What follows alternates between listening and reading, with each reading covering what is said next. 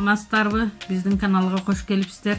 Бүгүн биз сиздерге өтө даамдуу болгон котлетибизди кантип даярдалышын көрсөтүп беребиз.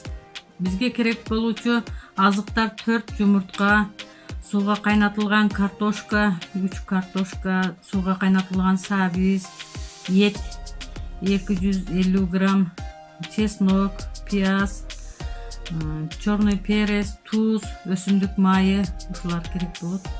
Этибизди майда кылып турап алабыз.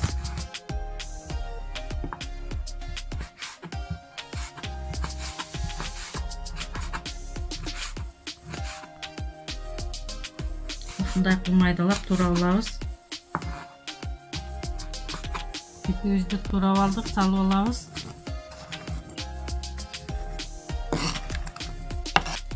Картошканы да майдалап турап алабыз.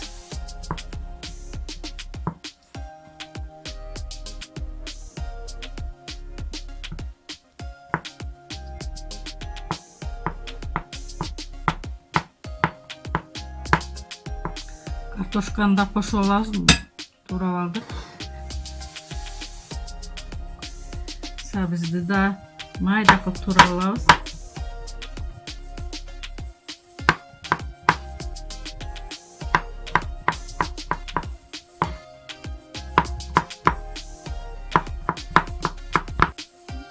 Сабизди да кошуп алабыз.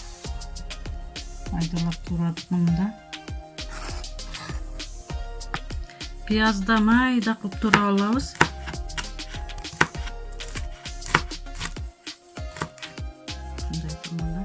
Туралган пиязды кошуп алабыз. Чеснокты майдалап турап алабыз.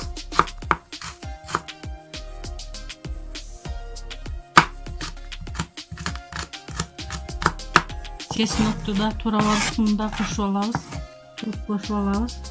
Черный перец кошобуз. 4 жумуртканы да кошуп алабыз. Баарын аралаштырабыз. Жакшы кылып аралаштырып алабыз. Баарын аралаштырып алдык.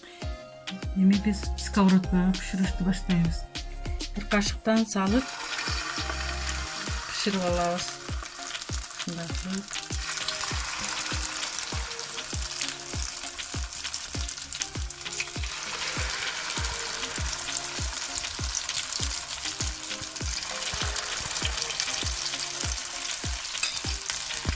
На котлетибиз пышты. Шундай алабыз.